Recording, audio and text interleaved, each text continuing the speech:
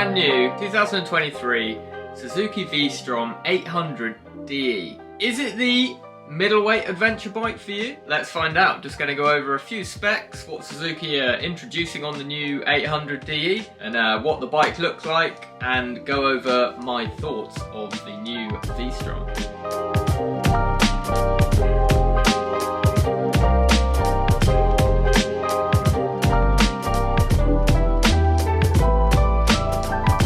Let's start off with the engine. We have a brand new 776cc, yet again another parallel twin. The Honda Transalp 750, they've just come out with a brand new parallel twin as well, which is also going in the Honda Hornet, the naked version. So assuming this new engine, the parallel twin, is going to replace Suzuki's 650cc V-twin, which is in the 650 V-Strom and also the SV 650, the naked bike. So yeah, assuming that V-twin's gone, we got another parallel twin in the market. Whether you like it or not, it's here. I think it's going to be quite a nice engine. I'm liking that it's been upped in displacement cc up to 776cc, putting out 83 horsepower and 78 Newton meters of torque. So if we compare those figures to the new Honda Transalp 750, that's putting out 90 horsepower and 75 Newton meters of torque. So pretty average. The Suzuki's a little bit down on horsepower but up on torque. Very similar power figures from the two bikes there. And yeah, a nice range of power that for a middleweight adventure bike. Nice amount of power for touring on road. You could go fully luggaged up with a pillion and you've got a nice amount of power, and not overpowered either for riding off-road. So yeah, two very interesting new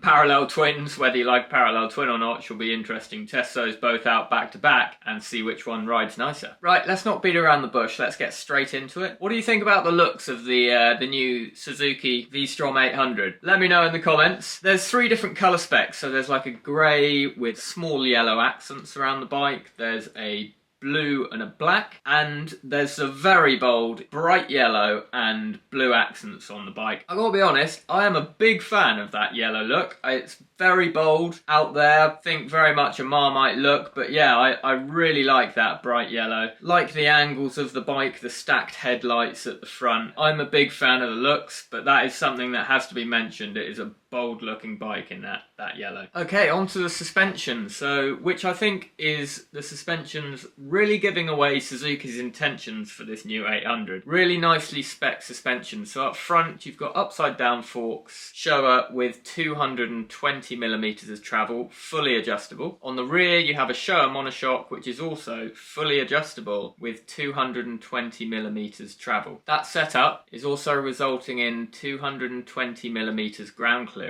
That's some premium suspension and a nice amount of ground clearance there. So Suzuki is setting their intentions right here. It's going to be obviously a nice on-road bike for touring, but also they're not messing around when it comes to off-roading with that Showa suspension, fully adjustable, and a decent amount of ground clearance. It's looking like a strong contender for an off-road bike there. On top of that, it has a 21-inch front wheel and a 17-inch rear. So with that 21-inch front wheel, it's biased to off-roading, just a nice bigger wheel to soak up the bumps, the ruts, etc. for off-roading. Tensions again, strongly looking towards a capable off-road middleweight adventure bike. So seat height is 855mm. The seat height in comparison on the new Transalp, the Honda Transalp, is 850mm, so pretty standard specifications for seat height there, nothing special there. One where I think the V-Strom has got it up on the Honda is the fuel tank capacity. So not a massive difference, but the Transalp has 17-litre tank capacity and the V-Strom has a 20-litre. I think for this type of bike, a 20-litre fuel tank is really the one you want to be looking at personally. For touring on road, going longer distances, going into remote places, it's just nice to have that slightly larger fuel tank at 20 litres. So I think the Suzuki trumps the new Transalp in tank capacity. So on the V-Strom we also have a ride-by-wire throttle, so we have different throttle mapping. You can adjust the traction control as well, so a nice amount of tech now added to the V-Strom. You have a full colour 5-inch TFT screen,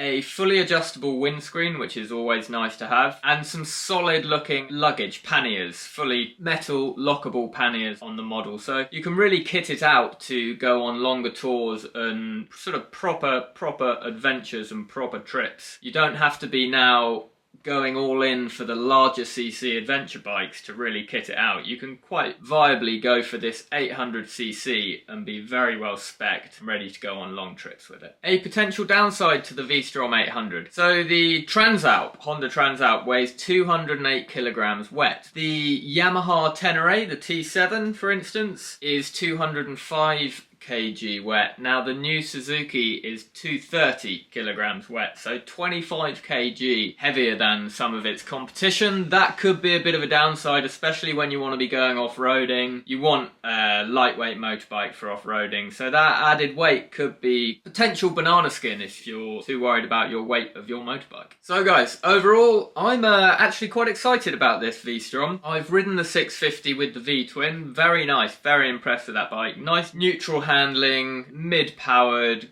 great sort of all-round motorcycle. I love the looks, funnily enough, of this new 800 for going on adventures. It's got a really rugged look about it. I think the added power with the new parallel twin engine is going to be a nice bonus. In terms of competition, personally, I don't go massive off-roading. I feel like the suspension setup on the new 800 is very nice for off-roading. However, you then get the added weight on the Suzuki. I think the Suzuki 800DE is looking like a great long-distance tourer, really, with good off-road capabilities. Anyway, very much looking forward to riding that one in the new year. There's a few bikes coming up that I'm very much looking forward to riding. The Honda Transalp 750, amongst some others as well. So yeah, we should all look forward to that. There you have it, a brief roundup of the new Suzuki 800DE. Thanks for watching. I shall see you in the next one.